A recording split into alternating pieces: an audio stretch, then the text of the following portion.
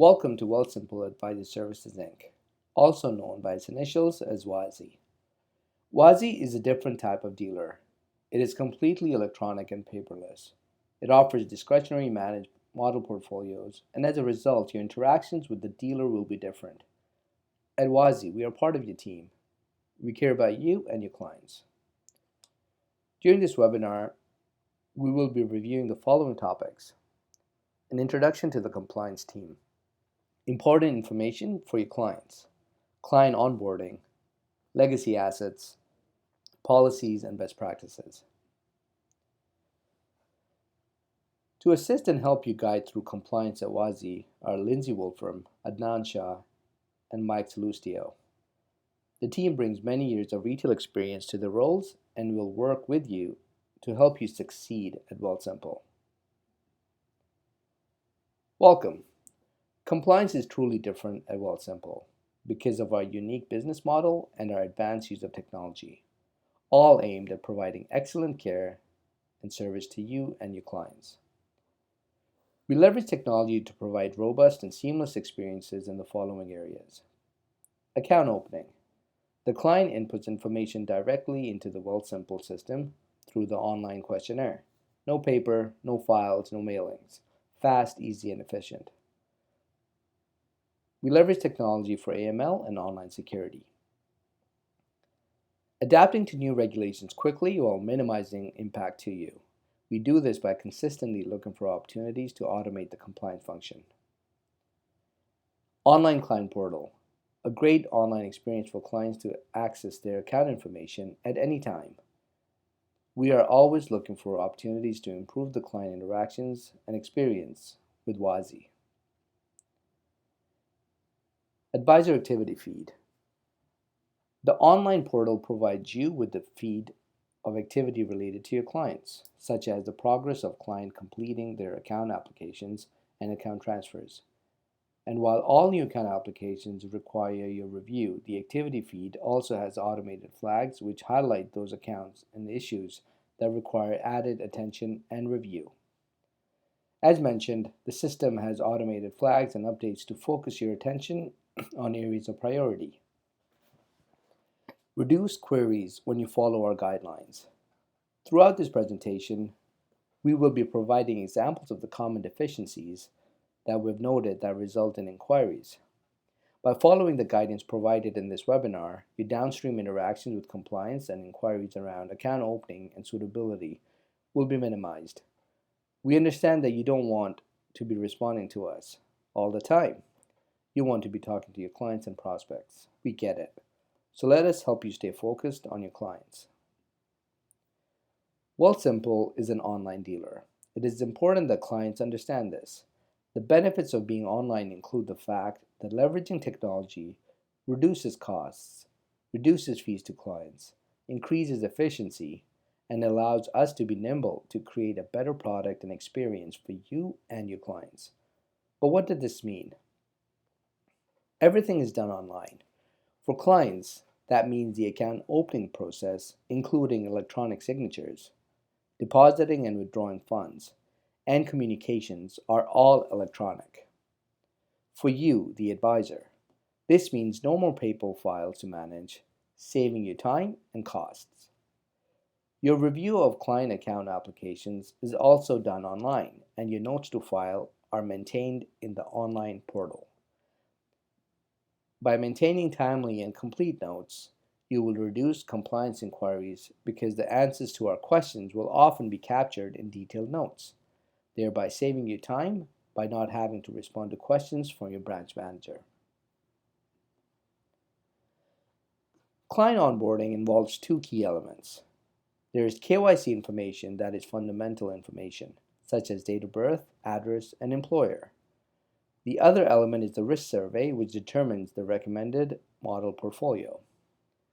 When a client opens a new account, even though it is done online directly by the client, the advisor still has to meet their KYC obligations by reviewing all account applications, even those that don't present an automated suitability flag.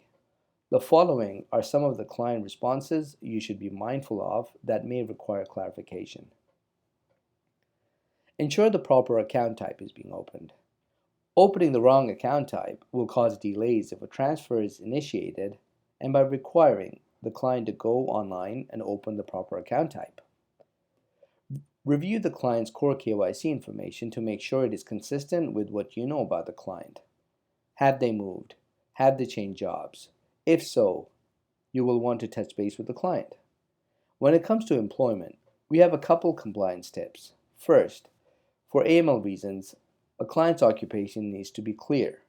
Responses that say a client is a consultant and the type of business they are in is consulting is not an acceptable clear response. What industry are they consulting in? What type of consultant are they? Do they do management coaching? Are they a technology security consultant? A second issue that results in a compliance query is when the client's employment status doesn't match their source of income response in the risk survey. For example, compliance inquiries will be sent when the branch manager sees situations like the following. Client is employed, but source of income is self-employed. Client is retired, but source of income is drawing a salary. Client is self-employed, possibly an owner of a company, but indicates they draw a salary. These are examples of inconsistent answers, and a wrong answer can affect the recommended portfolio. These can be addressed by making a note to file explaining the responses, or the client will have to retake the survey and or update the information in the client portal. An example where a note would suffice is where the client is self-employed owner of a company that has long-term history of success, and therefore the owner draws a regular salary, instead of income being variable based on short-term contracts that are more volatile in the amount earned. When reviewing risk survey questions, there are a series of potential responses that will be flagged by the system for your review. We will be touching on these a bit later in the presentation. While the criteria of flags is reviewed and updated over time, they cannot capture all scenarios. One scenario in particular requires manual review. For the two risk questions in the survey, the client may respond with, "I'm not comfortable with any losses," or "I think only about keeping my investments safe and avoiding any losses."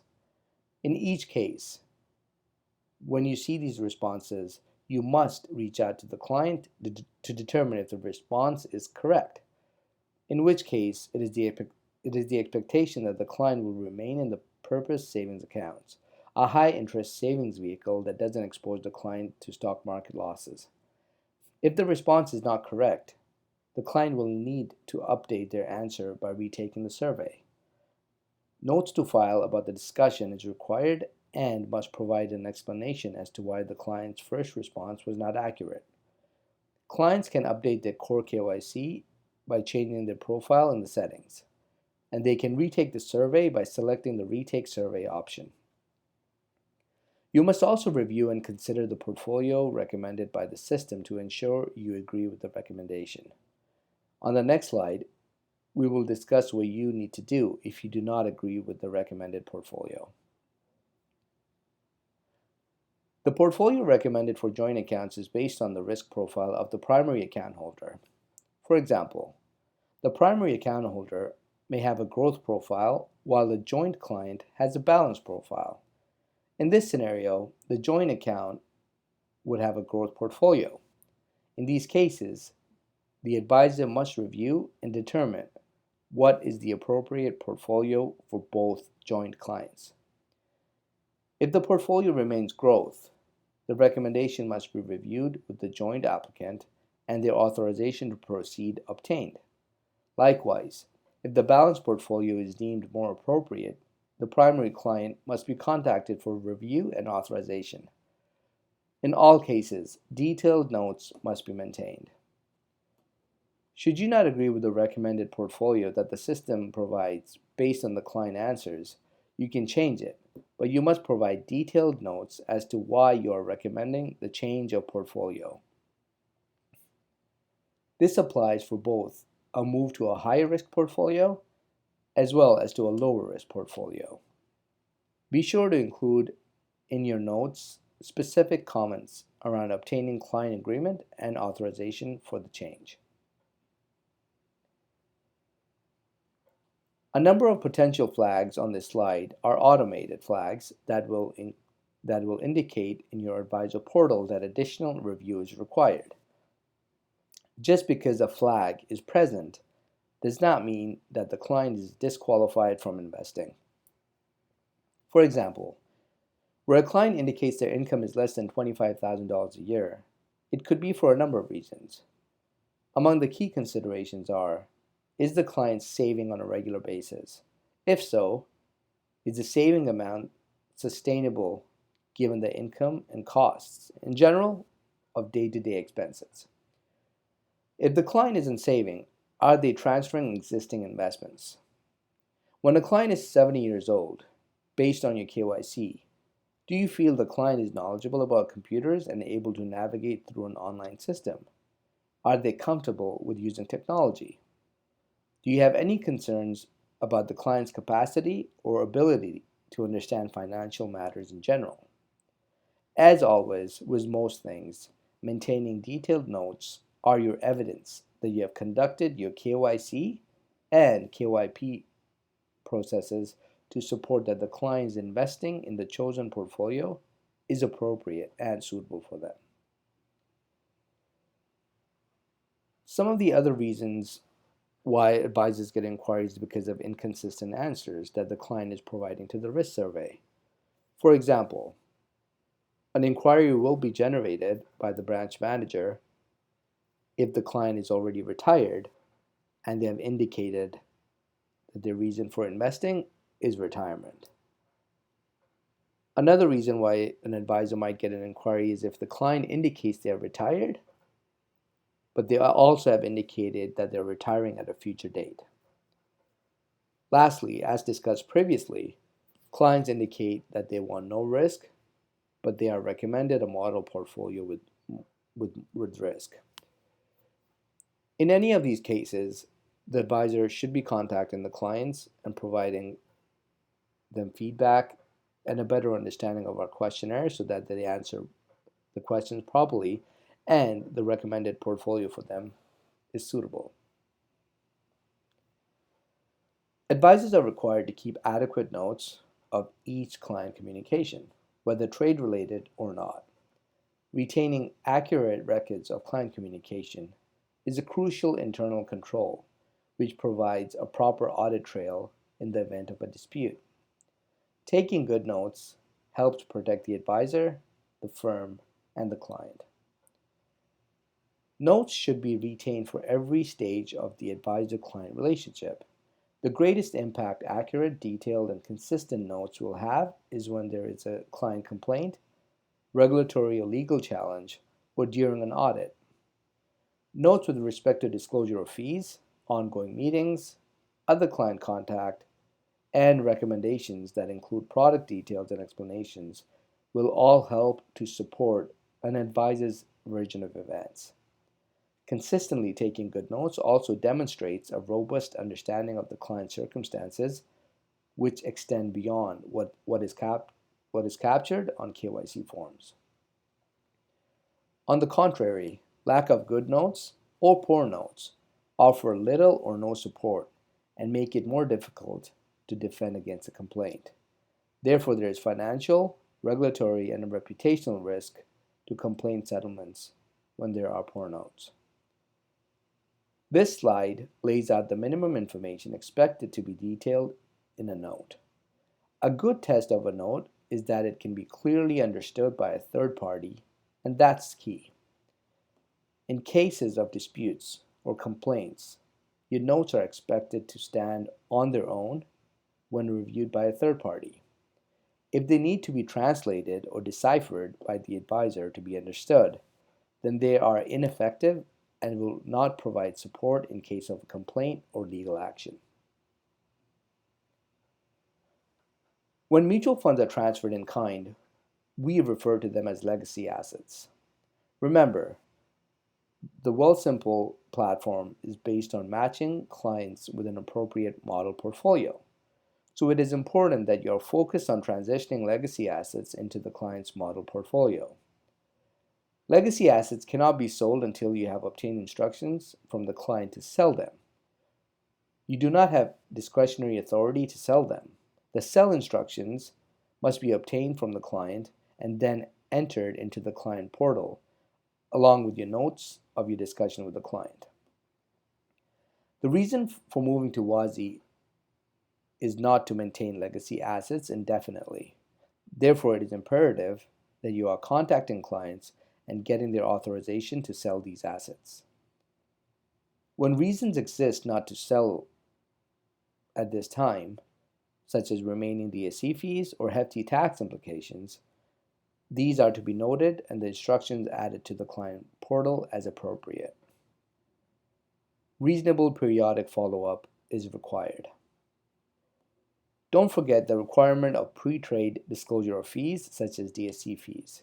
It is important and a regulatory requirement that you include in your notes the details of your discussions with the client about the fees, including the amount. When you have received instructions to sell all legacy assets, they must be acted upon in a timely manner. Therefore, please enter the instructions as soon as you receive them. Also, you can expect that during branch audits, we will be testing for notes related to redemptions as outlined above. Consider that a free tip towards having a good audit. If a legacy asset is going to be held for a while, it must be suitable and appropriate to the recommended model portfolio. If it is not, then the expectation is that it will be switched to a more appropriate fund. While you are not able to buy additional amounts of legacy assets, you are able to switch an unsuitable fund into a more appropriate fund. In your online advisor portal, you can see your clients and legacy assets that are waiting for trading instructions. It is important that you are reviewing your online portal regularly, as it will help assist you in keeping on top of new accounts, transfers, legacy assets that require instructions. Remember, the portfolio manager cannot sell the legacy assets without you obtaining the client authorization. During daily trade reviews, your branch manager will be looking for evidence of client authorization on sales, and they will be looking for this evidence in the form of notes. From time to time, you will get an inquiry if there are no notes or insufficient notes in the client portal. We've touched on how WASI is a different dealer because of technology. Well, another way it is different is the discretionary portfolios. So let's take a minute to go over the roles of the advisor and the portfolio manager. As an advisor, you do not have the authority to exercise discretion over any part of your client accounts. You must confirm all trading instructions with the client. Same with any changes to model portfolios. This must be done only with client authorization. The portfolio manager has discretion, but only when it comes to investing in the model portfolios. The PM does not have discretion over the legacy assets. This means that they only trade to invest, rebalance the portfolios, and liquidate for withdrawals. As a reminder, any transactions pertaining to legacy assets must have client authorization first. Now we're going to go over some of the other policies that you should be aware of. All outside business activities must be disclosed and approved by WASI. This will have been done during your registration, but please remember, any new OBAs or changes to an existing OBA must be disclosed to compliance. New OBAs need to be disclosed and approved prior to starting it. Changes to an existing OBA, including stopping the OBA, need to be disclosed to compliance within 5 business days. This may seem tight, but we have a requirement to report OBA changes to the regulators in a timely manner. Failing to do so result in regulatory fines. Compliance might need a couple of days to review and approve any changes before they are submitted to the regulators. OBAs where there's a conflict with the clients or with WASI will not be permitted. With respect to leverage, borrowing to invest, this strategy is not permitted by WASI. If you have existing clients using leverage, you must contact your branch manager prior to account opening. There are additional suitability requirements and detailed financial information is required that needs to be collected and reviewed. Some of the other policies for you to be aware of are the following. Conflicts of interest. If a conflict of interest must be disclosed to compliance, where it can be mitigated or managed, we will provide guidance to you. In certain cases where the conflict of interest cannot be managed or mitigated, the conflict itself must be avoided. An example of this is the advisor having power of attorney for any of your clients. Another policy to keep in mind is that all client complaints must be immediately reported to your branch manager. Never settle a complaint on your own directly with the client. Never provide clients with any compensation on your own, service related, fee rebates, or otherwise. This must all be done through the dealer. All market and sales communication must be approved by compliance prior to using. These include websites, social media activities, newsletters. If you aren't sure, please ask your account or branch manager. Lastly, all referral arrangements need to be disclosed to compliance. At such point, compliance will review your requests. Some of the best practices to keep in mind are just making sure that you have robust processes in place to maintain good notes for your client files. Please review the information entered by the client to make sure that they don't miss any questions. Confirm the information is current and consistent. Add notes in the client portal to avoid compliance inquiries. And please respond to compliance queries in a timely manner.